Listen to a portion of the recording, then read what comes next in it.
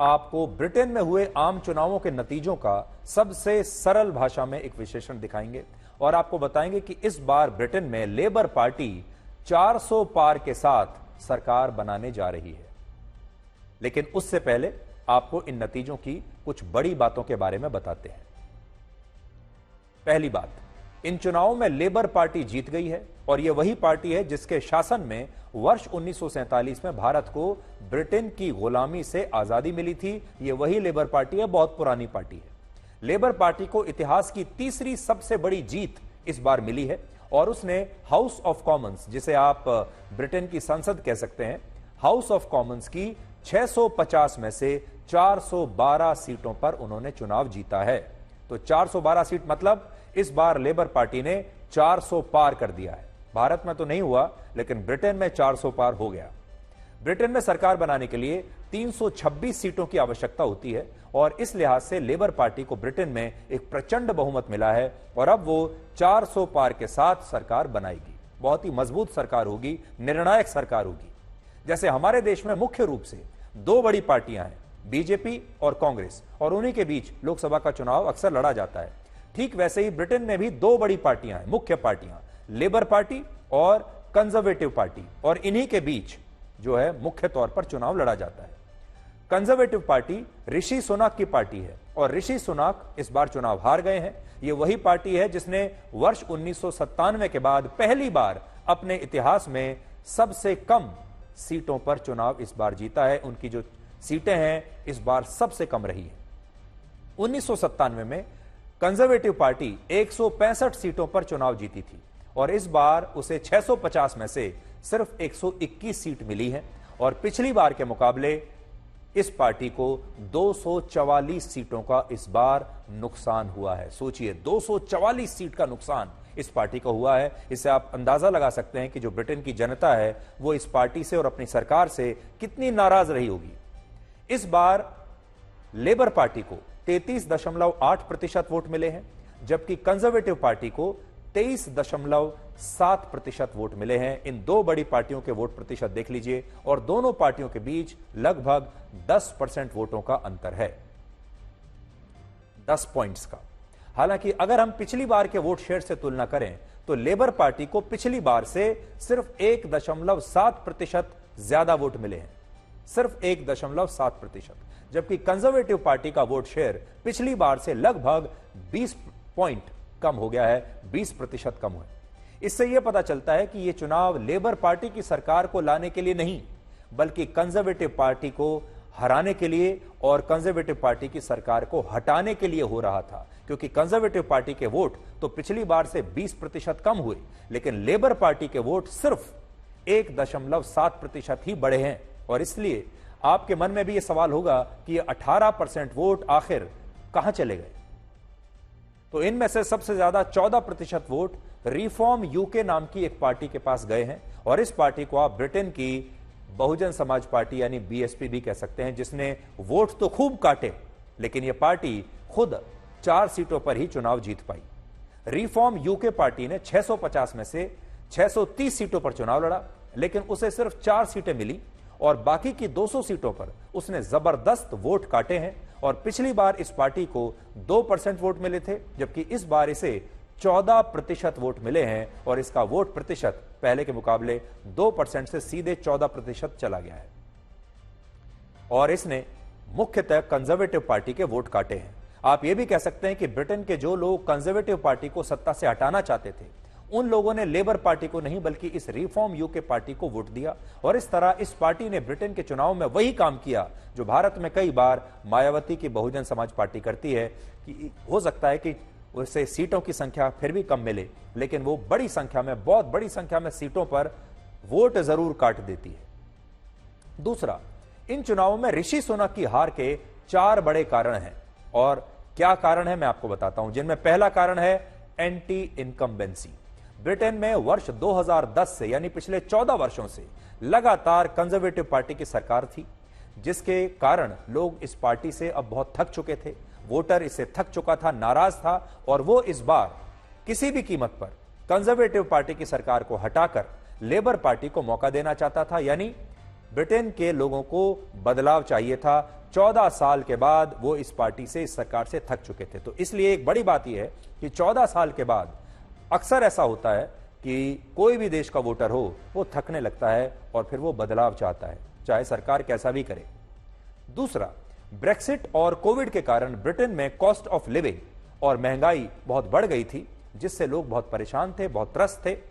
इसी सरकार के दौरान पहले ब्रेक्सिट आया, जिसका कि बहुत बुरा आर्थिक असर पड़ा ब्रिटेन पर, और उसके बाद कोविड आया। कोविड की वजह से भी ब्रिटेन की जो इकोनॉमी है वो बहुत त्रस्त हुई, बहुत खराब हो गई। लेकिन कोविड जाने के बाद भी ऋषि सुनक की सरकार और कंजर्वेटिव पार्टी की सरकार इकोनॉमी को वापस अपनी पटरी पर लाने के लिए कुछ खास नहीं कर पाई। महंगाई बढ़ती चली गई और लोग इससे त्रस्त हो गए, और वहां पर कॉस्ट ऑफ लिविंग जो है, यानी रहने सहने का जो आपका जो खर्चा है, वो लगातार बढ़ता जा रहा था। तीसरी बात, ऋषि सुनक की पार्टी बहुत कमजोर हो चुकी है और पार्टी के अंदर इतने मतभेद थे कि पिछले 14 वर्षों में कंजर्वेटिव पार्टी की सरकारों के दौरान 5 प्रधानमंत्रियों को बदला गया था। तो सोचिए वो पार्टी अंदर से कितनी कमजोर हो चुकी थी, उसके अंदर इतने मतभेद थे, बार बार प्रधानमंत्रियों को बदला जाता था। और हार का चौथा कारण है ऋषि सुनक की अपनी छवि। ऋषि सुनक और उनकी पत्नी अक्षता मूर्ति ब्रिटेन के किंग चार्ल्स द थर्ड से भी ज्यादा अमीर हैं और उनके पास 6,915 करोड़ रुपए की संपत्ति है, जबकि ब्रिटेन के राजा के पास 6,513 करोड़ रुपए की संपत्ति है। और ऋषि सुनक की जो छवि बनी वहां पर, वो एक ऐसे अमीर व्यक्ति की छवि बनी जिसकी वजह से आम आदमी उनके साथ कनेक्ट नहीं कर पाता था, और इस कारण ऋषि सुनक वहां पर बहुत ज्यादा लोकप्रिय हो नहीं पाए। और उनकी अपनी पार्टी ने भी उन्हें बहुत ही मजबूरी में अपनी पार्टी का नेता बनाया था। बहुत ही मजबूरी में, जब उनके पास कोई और बचा नहीं, तब उन्होंने ऋषि सुनक को प्रधानमंत्री की कुर्सी पर बैठाया था। और यह भी बात बड़ी है कि ऋषि सुनक जो हैं वो भारतीय हैं, और भारतीय होने के नाते भी वहां का जो समाज है और वहां के जो लोग हैं वो ऋषि सुनक के साथ दिल से नहीं थे।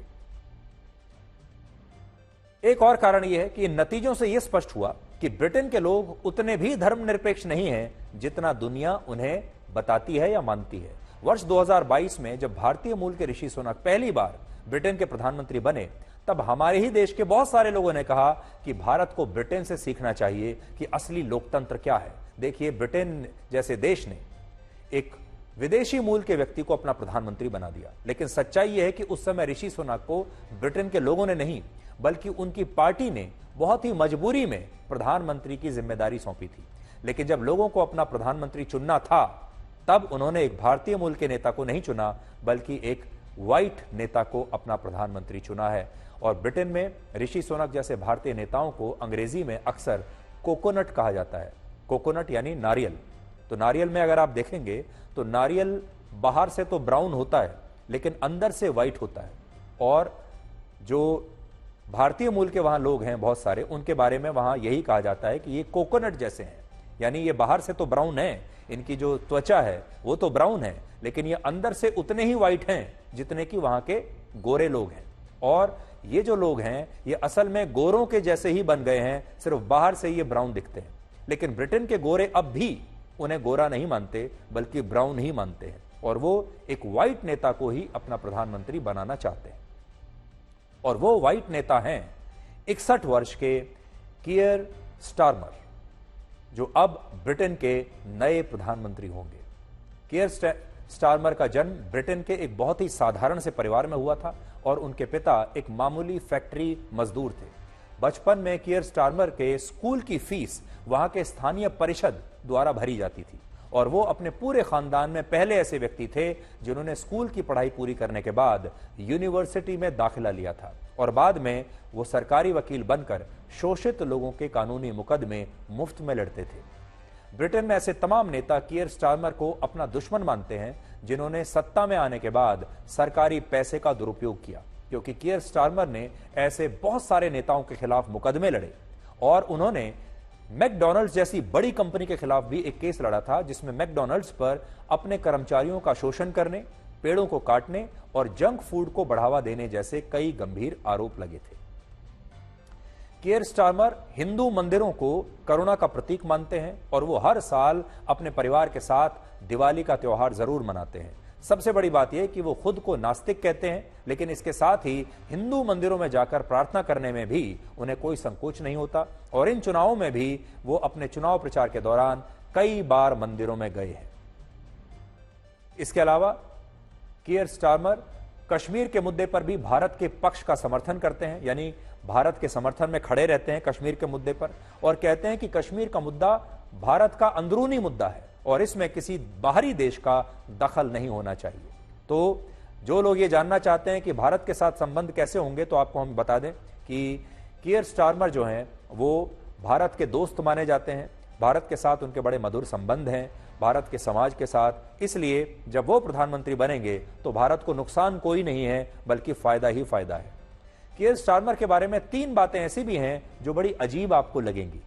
पहली बात, कीयर स्टारमर खुद को शाकाहारी बताते हैं, यानी वेजिटेरियन बताते हैं, लेकिन हाल ही में उन्होंने कहा था कि एक बार उन्होंने चुनाव प्रचार के दौरान चिकन खा लिया था और इसीलिए ब्रिटेन में बहुत सारे लोग मजाक में कहते हैं कि कीयर स्टारमर चिकन खाने वाले वेजिटेरियन है।